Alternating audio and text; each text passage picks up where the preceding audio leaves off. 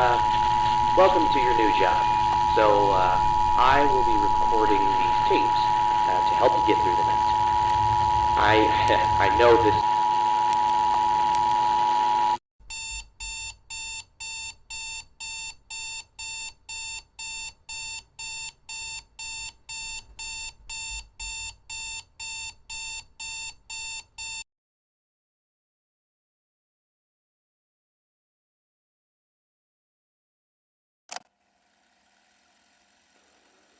Tape number 1, May 25th, 1975.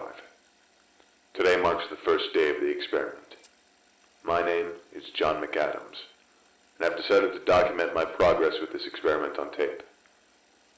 I'm doing this project on my own, without the help of any third-party company or the government, as they would consider the practices that I intend to use on this experiment horrific, inhumane, or immoral. I don't believe that's the case. I believe that in science, there's no such thing as an immoral action.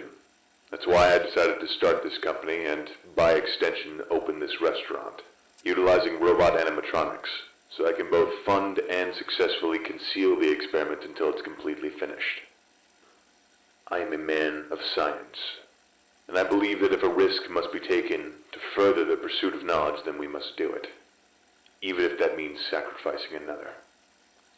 Some may consider me a murderer of sorts, but they simply cannot possibly fathom the magnitude of what could be achieved. So to be clear, I do not take some sick joy from conducting these acts, these experiments. I'm not a bad person. I will do anything to make this experiment work, and when it eventually does, those lives will count for more than they could have possibly achieved in life. My goal is the transfer of a human life into an artificial body, preserving memories, feelings, senses, to expand existence beyond the insignificant span of a human life. However, for a human life, a soul, if you will, to be transferred, the original body must be destroyed. One would consider animal testing to prove my theory, however. The human mind is infinitely more complex than that of the common rabbit, pig, or other test subject. A human test subject is absolutely required. However, without outside funding or public approval, the dream of immortality is merely that. A dream, lest I can provide a subject. I can't just use some lowlife, some man with nothing to lose, no. The adult brain is too developed. Any attempt to transfer would result in immediate brain death. No, the only plausible solution is to transfer a human child, no more than 3 or 4 years old. And that way, when transferred to his new body, he will adapt to it almost instantly. The brain, still developing motor skills and memories, should link seamlessly with the new hardware, and believe the automaton is its own body. I can't just use some urchin off the streets, though. No. And adopting an infant orphan is implausible as well. I can't have a paper trail leading back to me if the authorities find out. I don't think they'd understand. Though with great reluctance, I've decided the first subject for this experiment will be my son, who will be born in about a week from now. I'm going to transfer him to his new body when he turns 3 years old, the age when the human brain starts recording memories. If this works, then he will be the first of the next step in human evolution. The first to cast off the shackles of flesh that bind us to this earth. This is the beginning of a new future.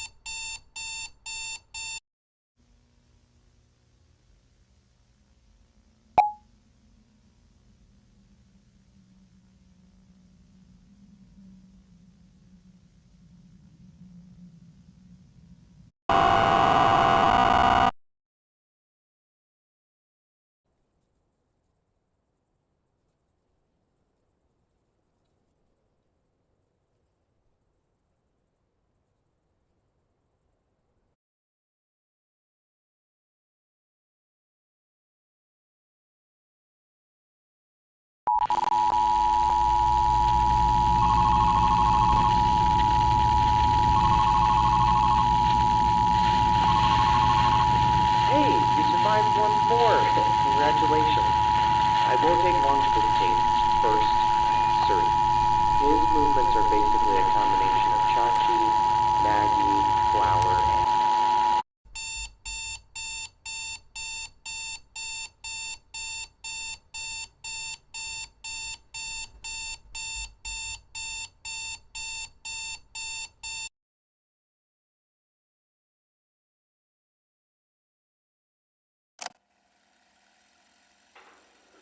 Tape number 8. Today marks June the 3rd, 1978. The experiment failed. My son, he's in his new body, but it's not him. It's just not him. As soon as the animatronic restrictors are deactivated, he loses control of himself. I suspect the hardware just isn't advanced enough to handle the infinite complexities of the human brain. His thinking, if I can call it that, is less human and more primitive. He is territorial, to say the least, attacking anyone within his domain. He has no control over it. It seems his general thought patterns are overwhelmingly affected by emotion, namely anger, frustration, despair, and hatred. However, this is not a total failure, merely a step, a trial, a prototype. No great success lives unmarred by a history of failure. The experiment will continue no matter what. And for you, my son, you will be remembered as the first subject in this brilliant endeavor. Your sacrifice will not be in vain. You will be remembered. You will be respected. Because you were the first step in achieving the impossible. For now, you will stay stored. I have 2 more animatronics prepared for phase 2 of testing, but as the data from the prototype has shown, it's unlikely that they'll be successful. For now, I'll store them away, until I can develop a new model with better technology. Something that can surpass the limits God has placed upon us.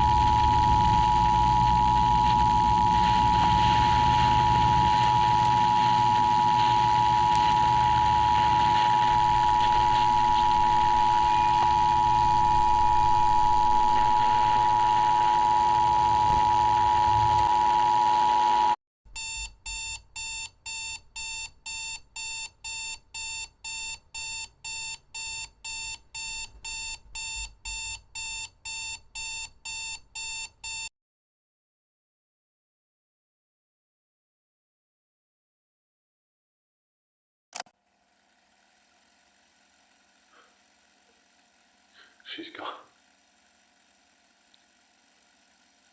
My precious baby girl. Gone. And now she's trapped in there. Confused. Alone. This is all your fault, Henry. You were supposed to take care of her. You were supposed to protect her. I should have known you weren't capable of that. And now she's gone. Your own sister.